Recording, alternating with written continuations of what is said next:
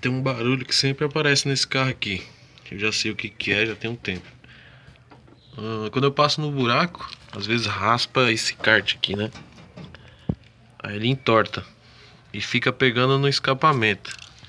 Fica pegando bem ali, ó. Essa parte aí, ó.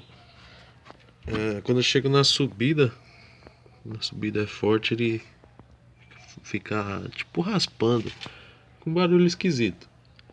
Então o que que eu tenho que fazer para parar? Eu tenho que encaixar uma chave lá,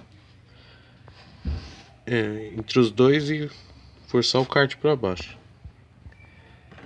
Aí vocês perguntam, não vai quebrar? Não quebra não.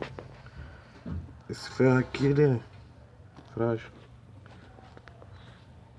Ele torta com facilidade. Pode ver que o escapamento nem mexe. Assim já não encosta.